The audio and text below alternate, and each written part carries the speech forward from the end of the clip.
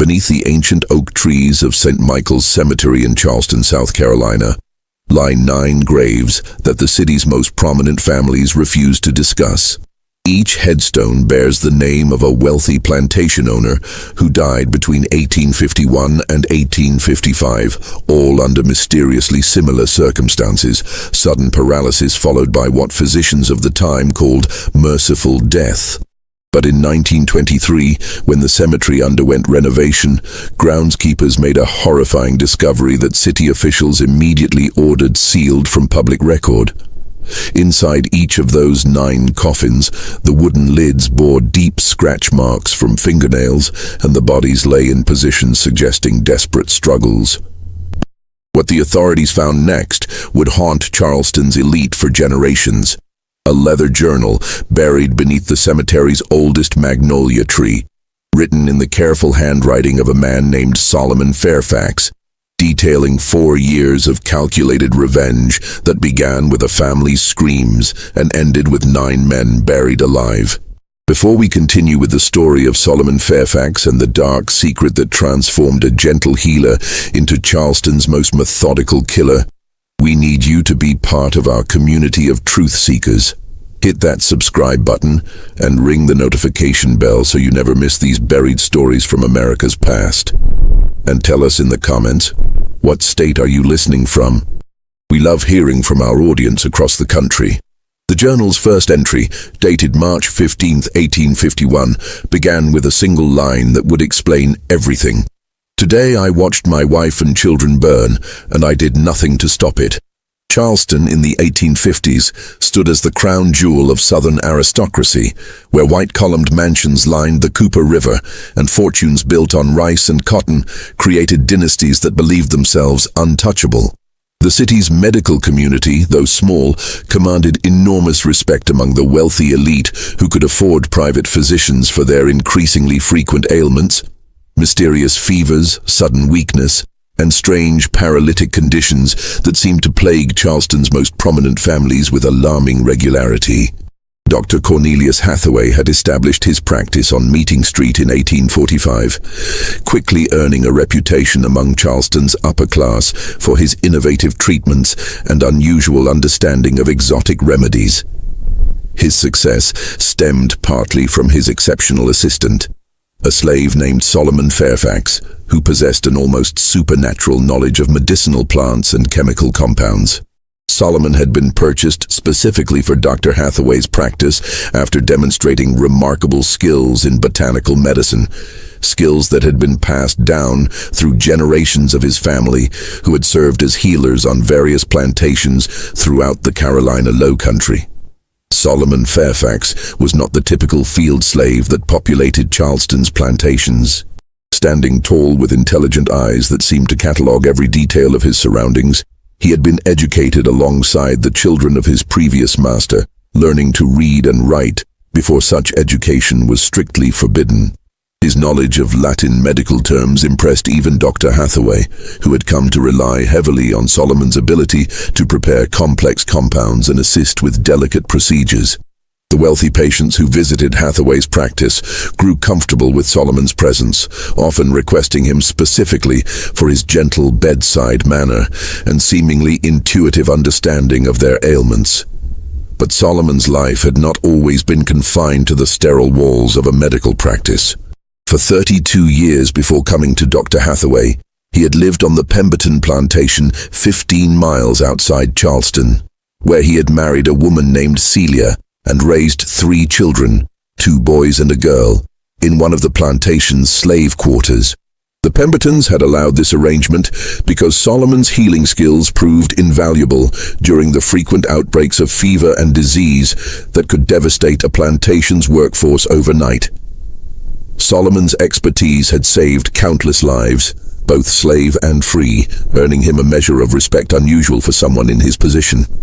He had developed treatments for everything from snake bites to consumption, using a combination of traditional African remedies passed down from his grandmother and new techniques he learned by carefully observing the white physicians who occasionally visited the plantation. The Pembertons had even allowed him to tend to their own family during times of illness, a privilege that demonstrated the genuine trust they placed in his abilities. However, this relative comfort ended abruptly in March of 1851, when Edmund Pemberton's gambling debts forced him to sell portions of his human property to cover his mounting financial obligations. The sale was to include Solomon's wife and children, who would be separated and sent to different plantations across the state, a common practice that plantation owners justified as business necessity, but which destroyed families as effectively as any natural disaster. Solomon had pleaded with Edmund Pemberton, offering to work additional years without any compensation if his family could remain together. He had even suggested alternative arrangements, perhaps hiring himself out to other plantations during peak seasons to generate additional income. But Pemberton, facing creditors who demanded immediate payment, refused all negotiations.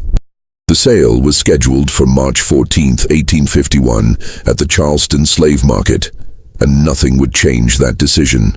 The morning of March 14th dawned gray and humid, with storm clouds gathering over the Ashley River, as if nature itself sensed the tragedy about to unfold. Solomon had spent the previous night holding his family close in their small cabin, memorizing every detail of their faces, every sound of their breathing, knowing that sunrise would bring permanent separation. Celia, his wife of 15 years, had maintained her composure throughout the ordeal, focusing her energy on preparing their children for what lay ahead. 8-year-old Marcus, the eldest, had inherited Solomon's intelligence and curiosity about the world beyond the plantation. 6-year-old Samuel possessed his father's gentle nature and natural affinity for healing, often helping Solomon gather medicinal plants from the woods surrounding their quarters. Their daughter, 4-year-old Grace, clung to her mother with the instinctive understanding that something terrible was about to happen, though she could not comprehend the full scope of what awaited them. As the slave traders arrived to collect their human cargo, Solomon watched helplessly as his family was loaded into a wagon alongside 6 other families being torn apart by Edmund Pemberton's financial desperation. The children's tears mixed with their parents' desperate promises that they would find each other again, somehow, someday. Promises everyone knew were lies designed to ease unbearable pain. But the true horror began during the journey to Charleston's slave market. Halfway to the city, one of the wagon wheels struck a deep rut in the rain-soaked road, causing the vehicle to tip precariously.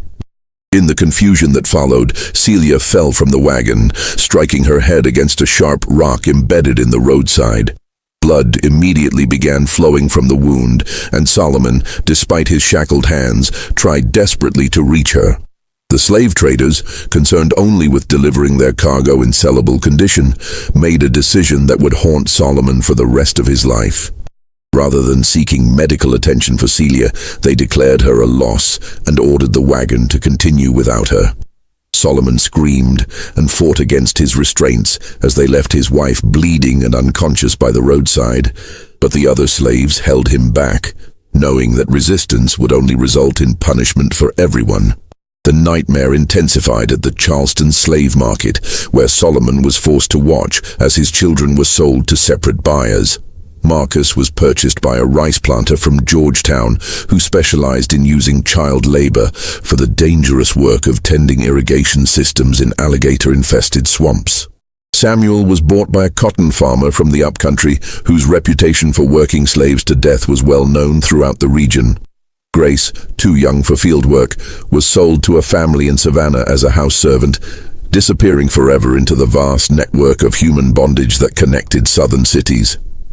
Through all of this, Solomon maintained an outward appearance of resignation, knowing that any display of emotion or resistance would make his situation even worse. Inside, however, something fundamental had broken. The man who had dedicated his life to healing, to preserving life and easing suffering, watched as everything he loved was destroyed by the casual cruelty of men who viewed human beings as property to be liquidated when convenient. Dr. Hathaway, unaware of the full scope of Solomon's tragedy, purchased him primarily for his medical skills, paying a premium price that reflected Solomon's reputation as an exceptional healer. The doctor had heard about Solomon's abilities from other physicians who had witnessed his work at the Pemberton plantation, and he desperately needed someone with advanced knowledge of medicinal compounds to help with his growing practice. As Solomon was led away from the slave market to begin his new life as Dr. Hathaway's assistant, he cast one final look back at the place where his family had been scattered to the winds.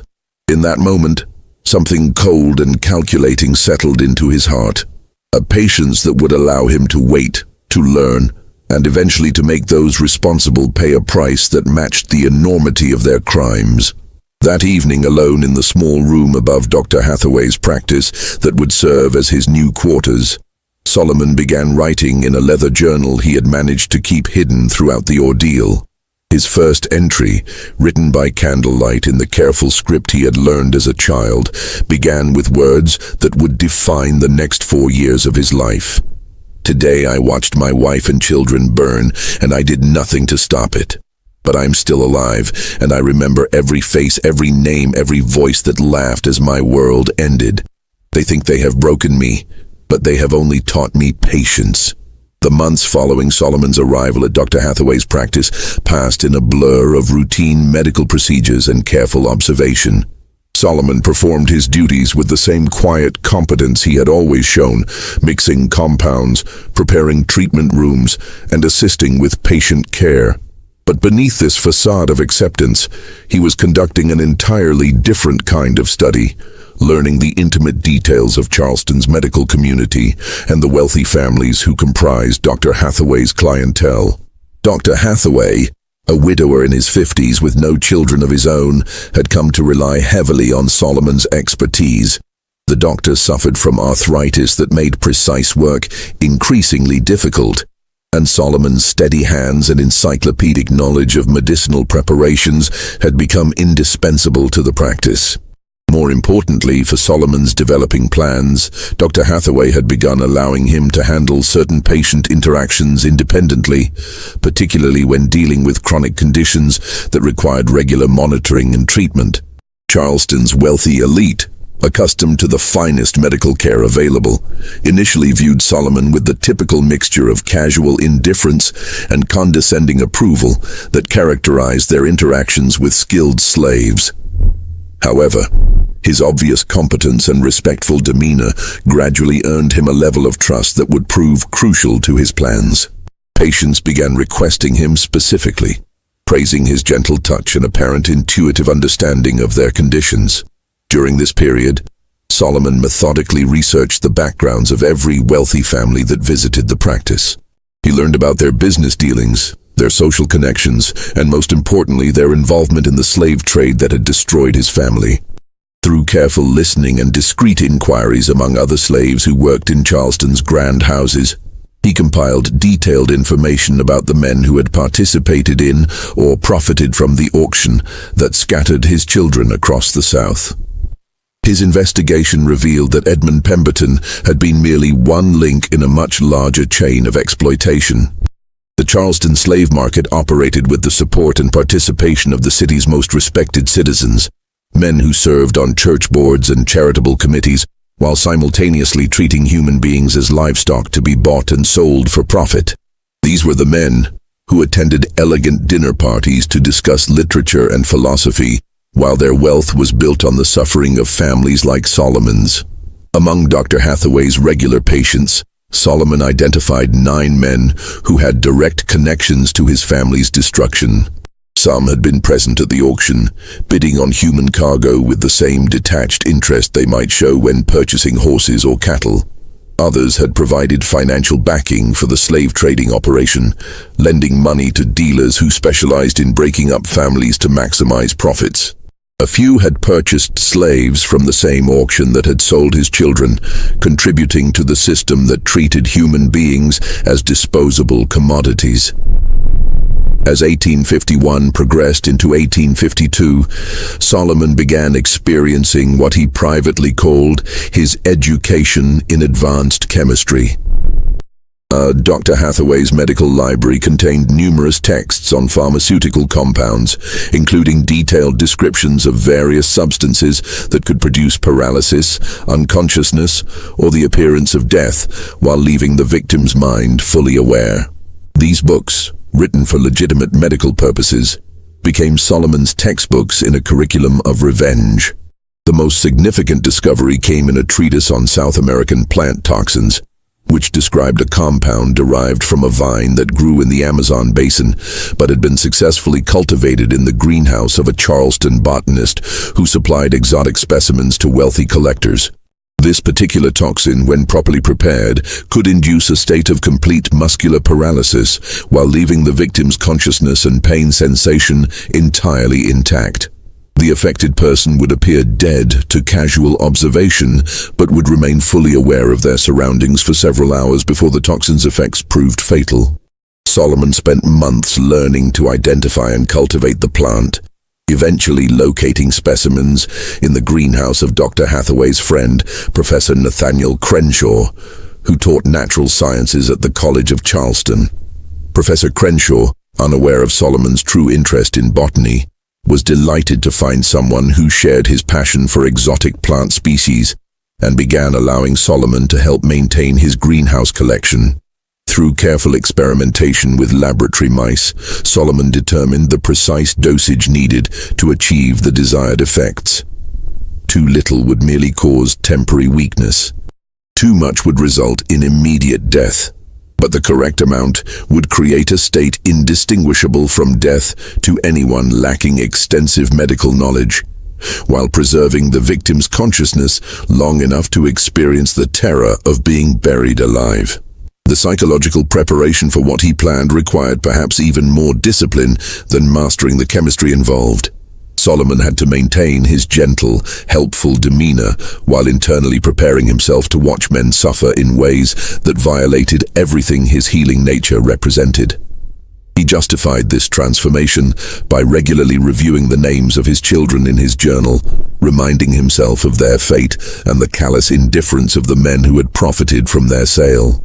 As winter approached in 1852, Solomon had identified his first target, Colonel Reginald Fitzpatrick, a wealthy rice planter who had not only attended the auction where Solomon's family was sold, but had loudly joked about the breeding potential of the children being offered for sale. Fitzpatrick suffered from chronic gout and visited Dr. Hathaway's practice monthly for treatments that provided temporary relief from his painful condition. The Colonel's regular appointments, his trust in Solomon's medical abilities, and his habit of arriving alone for his treatments made him an ideal first victim for Solomon's carefully planned campaign of revenge. But Solomon forced himself to wait, knowing that patience and perfect execution would be essential to avoiding suspicion and ensuring that all 9 men received the justice they deserved. In his journal, Solomon wrote detailed profiles of each intended victim, noting their medical conditions, their treatment schedules, and their involvement in the slave trade. These entries read like a physician's case notes, but they documented a very different kind of treatment plan, one designed not to heal, but to ensure that 9 men would experience the same helpless terror that Solomon's children had felt as they were torn from everything they had ever known. The transformation of Solomon Fairfax from healer to methodical killer began with meticulous preparation that spanned the entire year of 1852. Every detail had to be perfect, every contingency planned, every variable controlled. The men he intended to target were not isolated individuals, but pillars of Charleston society, whose deaths would be scrutinized by the city's most prominent physicians and investigated by authorities who would be under intense pressure to find explanations. Solomon's first step involved establishing himself as an indispensable part of Dr. Hathaway's practice. He began arriving earlier each morning to prepare the office, staying later each evening to organize medical supplies, and demonstrating such dedication to his work that Dr. Hathaway increasingly relied on his judgment in medical matters. This growing trust would be essential when Solomon needed to handle certain patients independently without the doctor's direct supervision. The development of his paralytic compound required months of careful refinement. Working in a small shed behind Dr. Hathaway's office, ostensibly to prepare herbal remedies that supplemented the doctor's treatments, Solomon cultivated the toxic vine and experimented with extraction methods. The process was dangerous. Several times he accidentally exposed himself to small amounts of the toxin, experiencing temporary numbness that gave him a terrifying preview of what his victims would endure in their final hours. The compound in its final form was a colorless, odorless liquid that could be easily mixed with other medications without detection.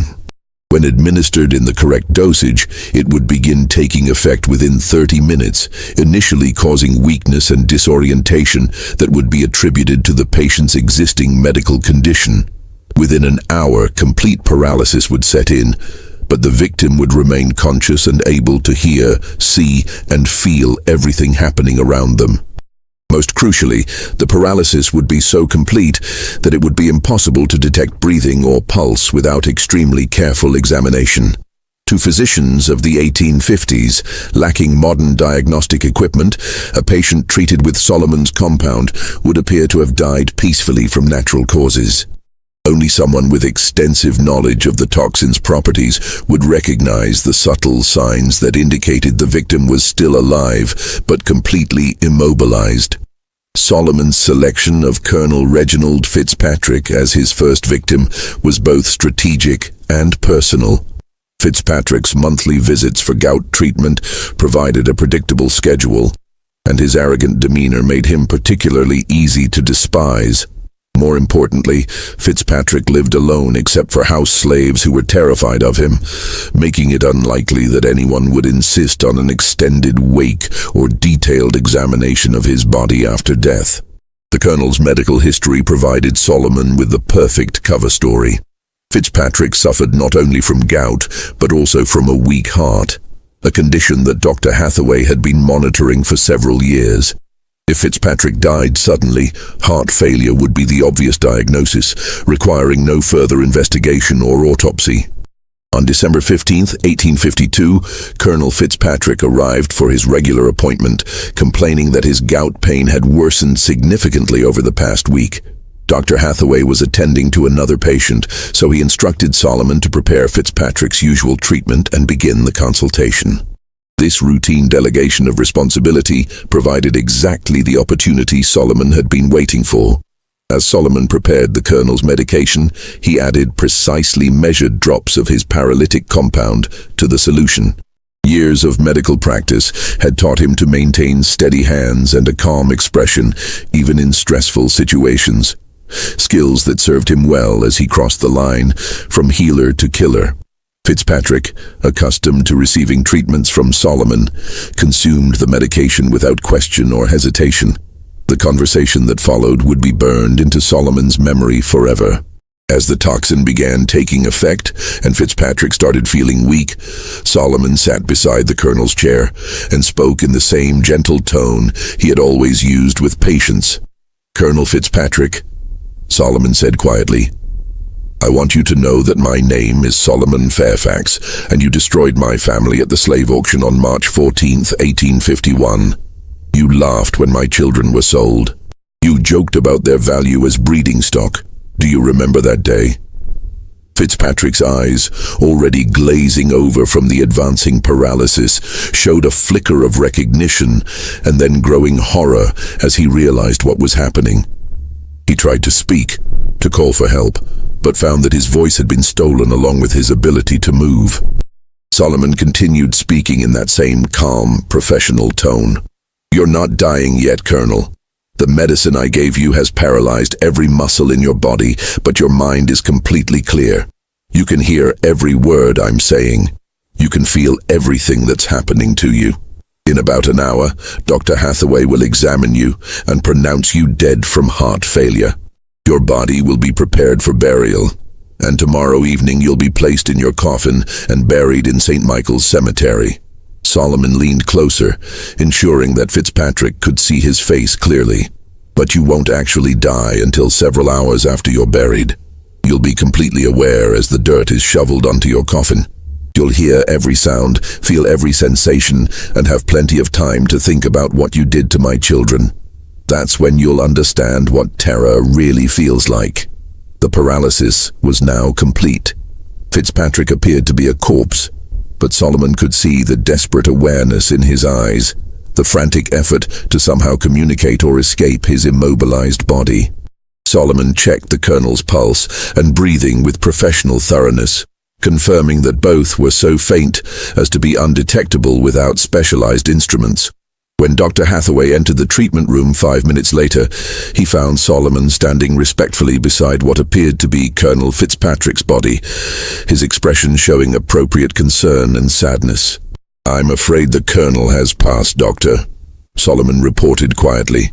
"His heart gave out while I was preparing his next treatment. He seemed to go very peacefully." Dr. Hathaway's examination confirmed Solomon's diagnosis.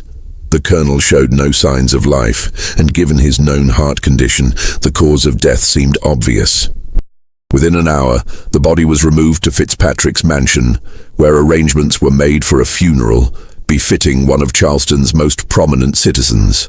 Solomon attended the funeral, standing respectfully in the section designated for slaves, while Colonel Fitzpatrick's coffin was lowered into the ground. As the first shovelfuls of dirt struck the wooden lid, Solomon wondered if Fitzpatrick was still conscious, still aware of what was happening to him. The thought brought him no satisfaction, only a cold sense of justice finally being served. That evening, Solomon made the second entry in his journal. "Colonel Fitzpatrick has paid for his crimes. 8 more remain." Justice is patient, but it is also certain. The months following Colonel Fitzpatrick's burial passed with agonizing slowness as Solomon waited to see if his method had aroused any suspicion. Charleston's social circles buzzed with the expected condolences and remembrances of the colonel's contributions to the community, but no questions were raised about the circumstances of his death. Dr. Hathaway mentioned the case to other physicians as an example of how quickly heart failure could claim even seemingly healthy individuals. And Solomon's reputation as a skilled and caring medical assistant remained untarnished. This successful execution of his first revenge gave Solomon confidence to proceed with the second phase of his plan. But it also forced him to confront the psychological toll of what he was doing. Despite years of careful preparation and absolute certainty about the justice of his cause, actually watching a man die in terror had affected him more deeply than expected. He found himself unable to sleep for weeks afterward, not from guilt, but from the vivid imagination of what Fitzpatrick had experienced in those final hours buried alive. The selection of his second victim required careful consideration of timing and method. Solomon needed to avoid establishing any pattern that might eventually attract attention, which meant varying both the intervals between deaths and the apparent causes. His research had identified Judge Marcus Calverton as an ideal second target, a man who had not only witnessed the sale of Solomon's family, but had provided legal justification for the separation of slave families, arguing in court that such practices were essential for maintaining order and maximizing economic efficiency. Judge Calverton suffered from severe migraines that had grown progressively worse over the past 2 years, forcing him to seek treatment from Dr. Hathaway on an increasingly frequent basis. The judge's condition provided Solomon with both opportunity and cover. Migraine sufferers were known to occasionally suffer fatal strokes, and Calverton's advanced age made such an outcome medically plausible. But before Solomon could implement his plan against Judge Calverton, an unexpected complication arose that nearly derailed his entire campaign of revenge. In March of 1853, Dr. Hathaway announced that he was considering taking on a junior partner, a young physician named Dr. Timothy Henderson, who had recently completed his medical training in Philadelphia and was eager to establish himself in Charleston's competitive medical community. Dr. Henderson's addition to the practice would mean increased scrutiny of Solomon's activities, more witnesses to his interactions with patients, and greater difficulty in administering his paralytic compound without detection. Even more concerning, Dr. Henderson had trained under physicians who were familiar with the latest advances in forensic medicine, including techniques for detecting unusual substances in deceased patients. Solomon realized that he would need to accelerate his timeline significantly. Rather than spacing his victims' deaths over several years as originally planned, he would need to complete his mission within months before Dr. Henderson's presence made continued operations impossible. This compression of his schedule would require him to take greater risks and accept less than perfect conditions for some of his planned murders. The pressure to move quickly led Solomon to his first serious mistake. While preparing for Judge Calverton's treatment in April 1853, Solomon accidentally used a slightly higher dose of his paralytic compound than intended. The judge's apparent death occurred more rapidly than expected, and the intensity of the paralysis was so complete that even Dr. Hathaway noticed something unusual about the body's condition. "Strange," Dr. Hathaway murmured as he examined Judge Calverton's corpse. "The muscle rigidity seems more pronounced than typical for stroke victims. And look at his eyes. There's something almost desperate about their expression." Solomon's heart raced as he watched Dr. Hathaway conduct a more thorough examination than he had performed on Colonel Fitzpatrick. For several terrifying minutes, Solomon feared that his entire plan was about to be exposed. But Dr. Hathaway's medical training, while thorough for its time, lacked the specific knowledge needed to recognize the effects of Solomon's exotic toxin. After 15 minutes of examination, the doctor concluded that the unusual symptoms were simply the result of Judge Calverton's particularly severe stroke. "Poor man must have suffered terribly in his final moments," Dr. Hathaway observed, unknowingly describing exactly what Judge Calverton was experiencing at that very moment, paralyzed but conscious as his body was prepared for burial. Judge Calverton's funeral was attended by even more prominent citizens than Colonel Fitzpatrick's, as befitted a man who had served Charleston's legal community for over 30 years. Solomon watched from the slaves section as the judge's coffin was lowered into St. Michael's Cemetery, just 3 rows away from where Colonel Fitzpatrick lay buried. As the funeral concluded, Solomon noticed something that sent a chill through his blood. A young man standing near the back of the crowd, taking careful notes in a small leather book. The note-taker was Thomas Grimsby, a journalist for the Charleston Mercury, who had begun investigating what he privately called the prominent deaths phenomenon, a series of sudden fatalities among the city's elite that seemed statistically unlikely. Grimsby had noticed that over the past 6 months, Charleston had lost several wealthy citizens to unexpected medical emergencies, all under circumstances that were medically explainable but collectively suspicious. Solomon's journal entry for that evening reflected his growing awareness that time was running out. Judge Calverton has joined Colonel Fitzpatrick in experiencing true justice, but I fear that others are beginning to notice patterns that could threaten the completion of my mission. I must work faster, even if it means accepting greater risks.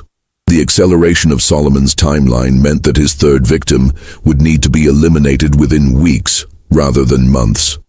He selected Captain William Dandridge, a ship owner who had transported slaves from Charleston to markets throughout the South, and who had personally supervised the loading of human cargo with the same attention to detail he showed when handling valuable cotton shipments. Captain Dandridge presented unique challenges as a target. Unlike the previous victims who had visited Dr. Hathaway's office regularly for chronic conditions, Dandridge was generally healthy and only sought medical attention for minor injuries sustained during his maritime activities. Solomon would need to create an opportunity rather than waiting for one to occur naturally. The solution came through Solomon's network of contacts among Charleston's slave community. Kitchen slaves who worked in the grand houses along the Battery often gathered information about their master's activities and shared it with slaves from other households. Through these informal intelligence networks, Solomon learned that Captain Dandridge was planning a dinner party for prominent members of Charleston's shipping community, scheduled for May 20th, 1853. The dinner party would provide Solomon with the perfect opportunity to eliminate his third victim while simultaneously gathering intelligence about potential future targets. Kitchen staff for such events were often borrowed from other households, and Solomon had established friendships with several slaves who worked in food preparation. With careful planning, he could arrange to assist with serving the dinner, giving him direct access to Captain Dandridge and his guests. But even as Solomon refined his plans for the dinner party, Thomas Grimsby was conducting his own investigation into Charleston's recent string of prominent deaths. The journalist had begun visiting St. Michael's Cemetery regularly, noting the locations of recent burials and documenting the medical histories of the deceased. What he discovered would soon threaten everything Solomon had worked to accomplish. Just when we thought we'd seen it all, the horror in Charleston intensifies. If this story is giving you chills, share this video with a friend who loves dark mysteries. Hit that like button to support our content. And don't forget to subscribe to never miss stories like this. Let's discover together what happens next. The evening of May 20th, 1853, marked the beginning of the end for Solomon Fairfax's methodical campaign of revenge. The dinner party at Captain Dandridge's mansion on East Bay Street brought together 12 of Charleston's most influential shipping merchants, creating an unprecedented opportunity for Solomon to study multiple potential victims while eliminating his primary target. Solomon had arranged his participation through Martha, an elderly slave who supervised kitchen operations for many of Charleston's grandest social events. Martha, unaware of Solomon's true intentions, was grateful for his offer to help serve the elaborate meal, as several of her regular assistants had fallen ill with a fever that was spreading through the slave quarters of the French Quarter. The captain's dining room gleamed with crystal and silver as Charleston's maritime elite gathered to discuss the expansion of shipping routes and the increasing profitability of human cargo transport. Solomon moved through the room with practiced invisibility, refilling wine glasses and clearing plates while listening to conversations that revealed the casual brutality underlying Charleston's economic prosperity. Captain Dandridge, a robust man in his early 50s with graying hair and weathered hands that spoke of decades spent at sea, held court at the head of the table, regaling his guests with stories of profitable voyages and strategies for maximizing the value of slave shipments. His detailed knowledge of techniques for preventing slave rebellions during transport and methods for keeping human cargo alive during long voyages made him particularly contemptible in Solomon's eyes. As the evening progressed, Solomon identified several other men whose involvement in the slave trade marked them as future targets. The conversations he overheard revealed a network of complicity that extended far beyond the individual traders who had participated in his family's sale. These men discussed human beings with the same detached interest they showed for cotton prices or shipping schedules, viewing the destruction of families as an acceptable cost of conducting business. Solomon's opportunity came during the serving of the final course, an elaborate dessert that required individual preparation for each guest. Working in Captain Dandridge's kitchen, Solomon carefully added his paralytic compound to the captain's portion of brandy-soaked cake, using a method he had perfected through months of experimentation. The toxin was absorbed into the alcohol-soaked dessert, masking any potential taste while ensuring rapid absorption into the victim's system. Captain Dandridge consumed his dessert with obvious enjoyment, complimenting Martha on her exceptional preparation and requesting the recipe for his own cook. Within 30 minutes, he began experiencing the initial effects of Solomon's compound, a slight dizziness that he attributed to the evening's wine consumption and the warmth of the crowded dining room. As the paralysis progressed, Captain Dandridge excused himself from the table, claiming that he needed fresh air to clear his head.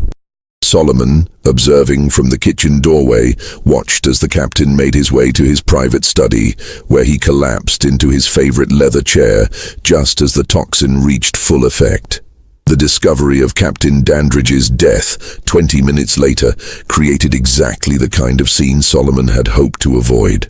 Instead of dying quietly in the privacy of Dr. Hathaway's office, the captain had expired in front of 12 witnesses who immediately began demanding answers. Dr. Samuel Pettigrew, one of the dinner guests, examined the body while the others looked on with growing alarm. "This is most peculiar," Dr. Pettigrew announced after his initial examination. Captain Dandridge appears to have suffered some form of seizure, but there are no obvious symptoms of apoplexy or heart failure. The muscle rigidity is quite pronounced, almost as if he had been poisoned. The word poisoned sent a shock through the assembled guests and created exactly the kind of attention Solomon had been working to avoid. Within an hour, 2 additional physicians had been summoned to examine Captain Dandridge's body, and by morning, news of the suspicious death had spread throughout Charleston's social circles. Thomas Grimsby, the journalist who had been tracking the series of prominent deaths, arrived at Captain Dandridge's mansion before dawn, interviewing servants and guests while the details of the evening were still fresh in their memories. His investigation revealed that Solomon had been present at the dinner party, marking the first time that any individual could be connected to multiple recent deaths of Charleston's elite. The net was closing around Solomon, but his mission remained incomplete. 6 of his intended victims were still alive, and the increasing scrutiny made it unlikely that he would have opportunities to eliminate them using his established methods. Desperation and the knowledge that his time was running out led Solomon to make the most dangerous decision of his campaign. He would attempt to kill multiple targets simultaneously, using a method that would ensure maximum terror, even if it meant exposing himself to almost certain capture. Solomon's research had identified a private meeting scheduled for June 15, 1853, when 6 of Charleston's most prominent slave traders would gather at the offices of Henderson and Associates to finalize contracts for a major expansion of their operations. The meeting would take place in the evening, after normal business hours, providing Solomon with an opportunity to trap all 6 men in a confined space. The plan he developed was both ingenious and terrifying in its simplicity. Working at night over the course of 2 weeks, Solomon used his access to medical supplies to prepare a large quantity of his paralytic compound in a highly concentrated form. Instead of administering the toxin individually to each victim, he would introduce it into the building's air supply using the gas lighting system that illuminated the office. The Henderson and Associates building employed a central gas distribution system that fed individual lamps throughout the structure. By injecting his concentrated toxin into the main gas line, Solomon could ensure that everyone in the building would be exposed to lethal doses of the compound within minutes of the lamps being lit for the evening meeting. On the night of June 15th, Solomon positioned himself in the alley behind the Henderson and Associates building, waiting for the 6 men to arrive for their clandestine meeting. At exactly 8 o'clock, the office windows began glowing with gas lamplight, indicating that the meeting had begun and Solomon's trap was being activated. Within 30 minutes, the building fell silent. Solomon waited another hour to ensure that the paralysis had taken complete effect before using a duplicate key he had obtained through careful planning to enter the building through the rear entrance. The scene that greeted him in the main conference room was both horrifying and satisfying. 6 men sat around a mahogany table, their bodies frozen in the positions they had occupied when the paralysis struck. Their eyes, the only part of their anatomy still capable of movement, tracked Solomon as he moved around the room, revealing the terror and awareness trapped within their immobilized bodies. Solomon approached each man individually, speaking in the same calm, professional tone he had used with his previous victims. He identified himself and explained exactly what was happening to them, describing in clinical detail how they would remain conscious throughout their burial and the hours of suffocation that would follow. The expressions in their eyes, panic, disbelief, desperate attempts to communicate, provided Solomon with a satisfaction that years of planning had not prepared him to experience. But Solomon's moment of triumph was short-lived. As he prepared to leave the building and allow the victims to be discovered the following morning, he heard footsteps in the corridor outside the conference room. Someone else was in the building, someone who was not supposed to be there according to Solomon's careful surveillance of the meeting. The door opened to reveal Thomas Grimsby, the journalist who had been investigating Charleston's recent string of suspicious deaths. Grimsby had been following leads that pointed to tonight's meeting as a crucial piece of his investigation, and he had arrived just in time to witness Solomon standing over 6 apparently dead bodies. "So it's true," Grimsby said quietly, his voice showing a mixture of horror and vindication. "Someone has been systematically murdering Charleston's elite, and you're the one responsible." Solomon realized that his careful plans had finally unraveled completely. There was no way to explain his presence in the room or the convenient death of 6 men who had been his targets. The journalist's investigation had led him to the same conclusion that would soon be reached by Charleston's authorities. Someone with access to medical knowledge and detailed information about the victims' schedules had been conducting a methodical campaign of murder. "They destroyed my family," Solomon said simply, making no attempt to deny his responsibility. "They sold my children like cattle and left my wife to die by the roadside. This is justice, not murder." Grimsby's response revealed the complexity of Charleston's racial dynamics, even in the face of obvious crime. As a journalist, he was committed to exposing the truth about the murders. As a Southerner, he understood the brutal realities of the slave system that had motivated Solomon's revenge. The conflict between these perspectives created a moment of hesitation that would determine both men's fates. "Those men in there," Grimsby said, gesturing toward the paralyzed victims. "They're still alive, aren't they? That's why their eyes are moving. You've done something to them that makes them appear dead while keeping them conscious." Solomon nodded, seeing no point in denying what was obviously true. "They'll experience exactly what my children felt when they were torn away from everything they knew. They'll have hours to think about what they did, just as my family had hours to contemplate their fate during that wagon ride to the slave market." The conversation that followed would be recorded in Grimsby's own journal, discovered decades later during the renovation of his former residence. The journalist found himself caught between his professional obligation to expose a mass murderer and his human understanding of the injustices that had created that murderer.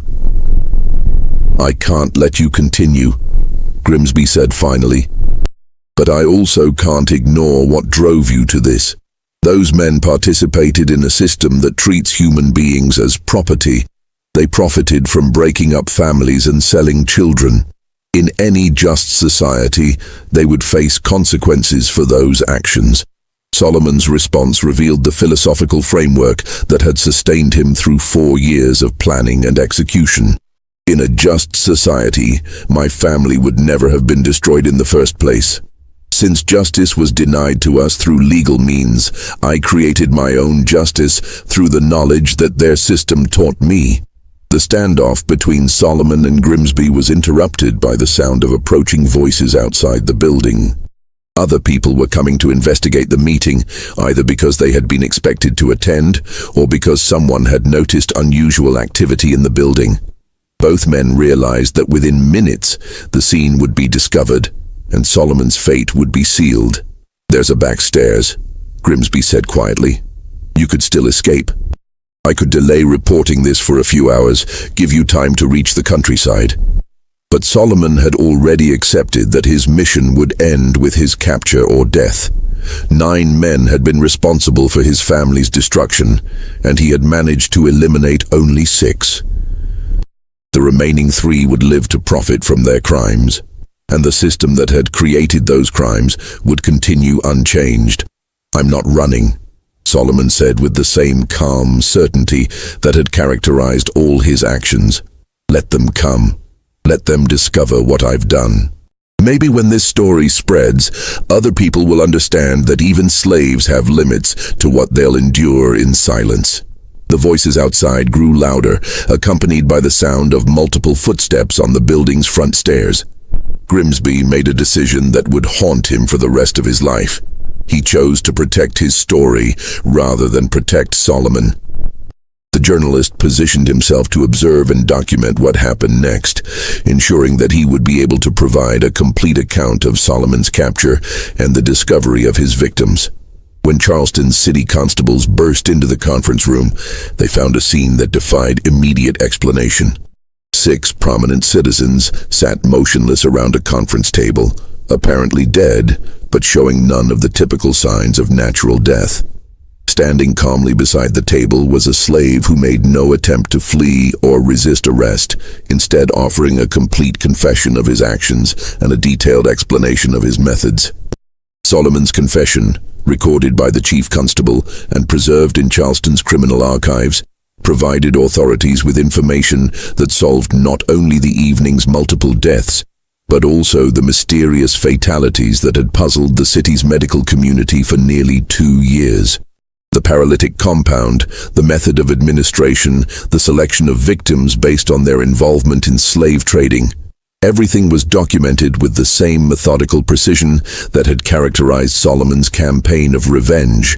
The trial of Solomon Fairfax became one of the most controversial legal proceedings in Charleston's antebellum history, not because of any doubt about his guilt, but because of the moral questions his case raised about slavery, justice, and the limits of human endurance. The prosecution, led by District Attorney Charles Rutledge, presented the case as a simple matter of murder, a slave who had killed 9 prominent citizens and must be executed to maintain social order.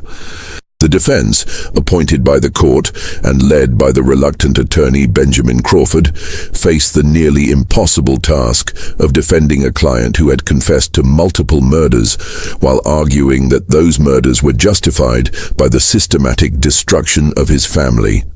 Crawford's strategy focused not on denying Solomon's guilt, but on exposing the brutal realities of the slave system that had created the conditions for such desperate revenge.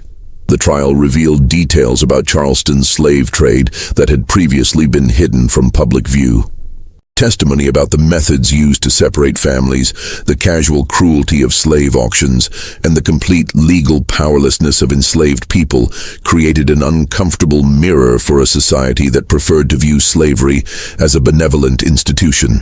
Solomon's detailed testimony about watching his family destroyed while being unable to intervene forced Charleston's elite to confront the human consequences of their economic system. Thomas Grimsby's coverage of the trial for the Charleston Mercury created a sensation throughout the South.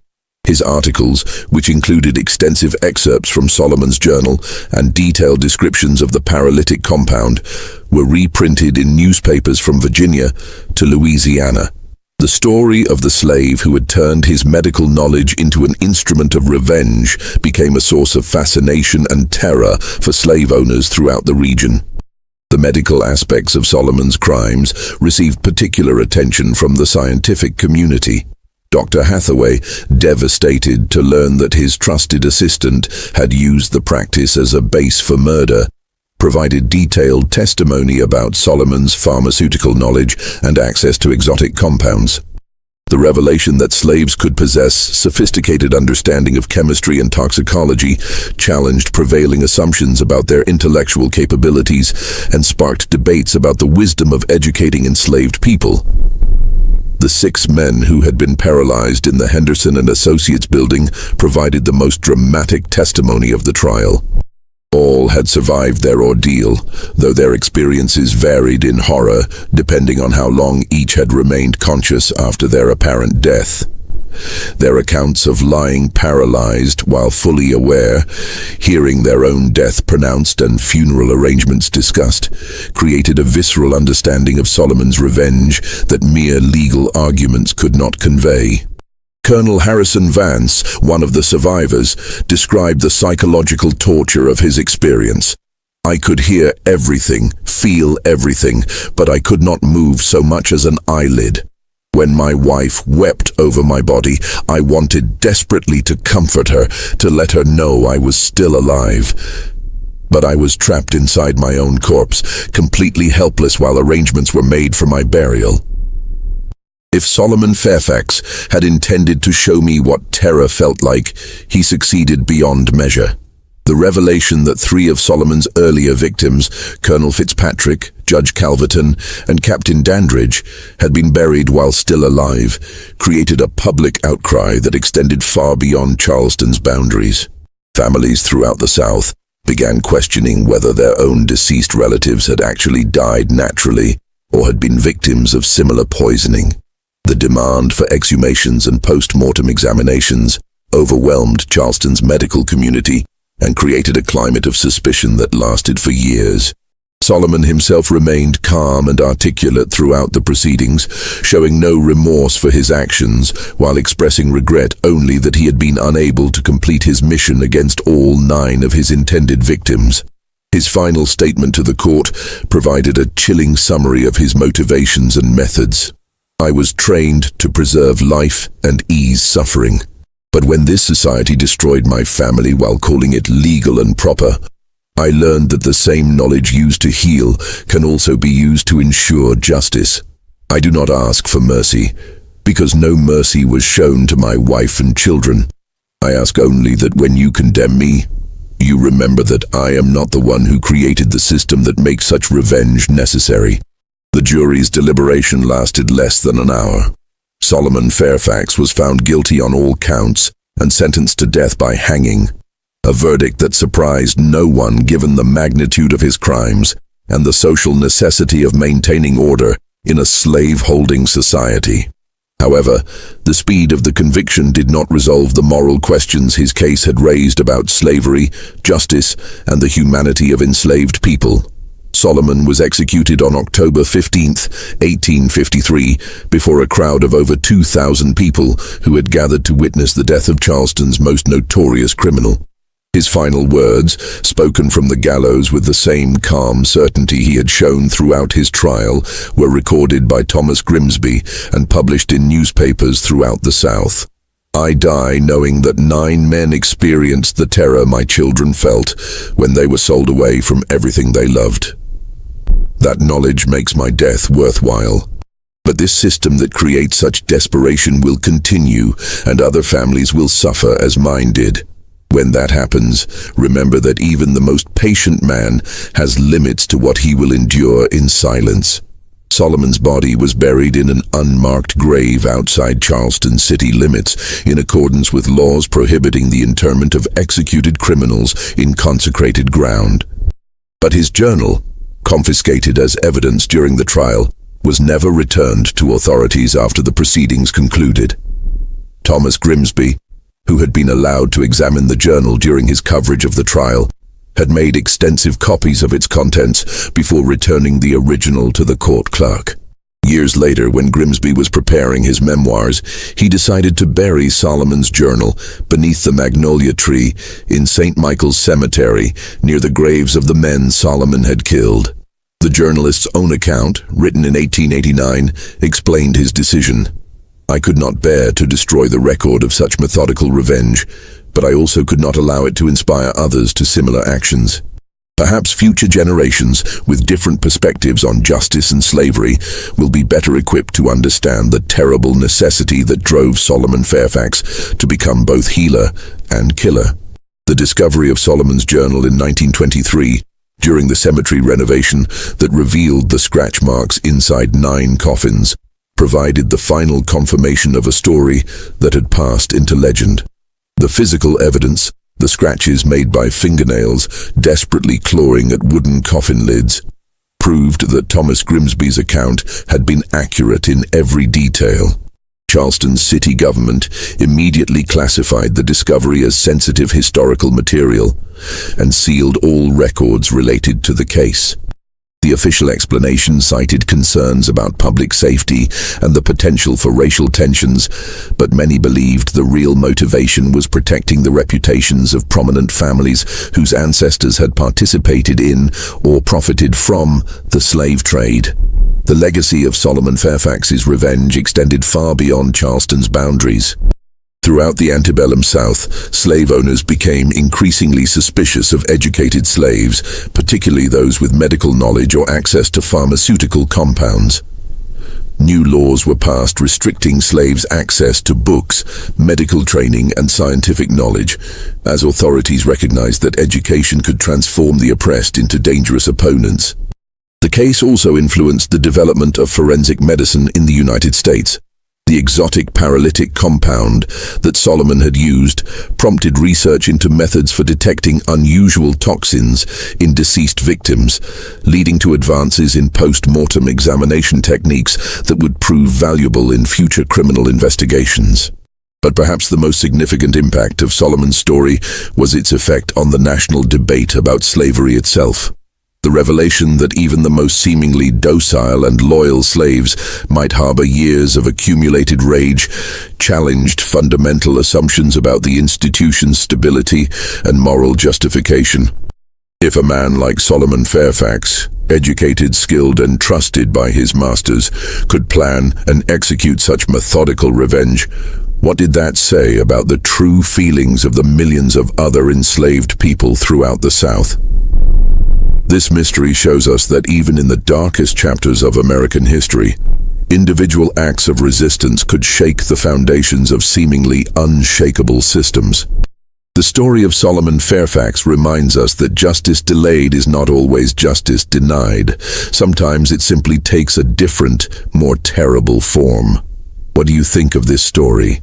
Do you believe that Solomon's actions were justified by the destruction of his family? Or was his revenge simply another form of evil? Leave your comment below and share your thoughts about this chilling tale from Charleston's buried past. If you enjoyed this dark journey into America's hidden history and want more stories that reveal the secrets our ancestors tried to forget, subscribe now, hit the notification bell, and share this video with someone who appreciates the complex truths that lie beneath our nation's official histories. Until next time, remember that the past is never truly buried. It's always waiting to be discovered by those brave enough to dig.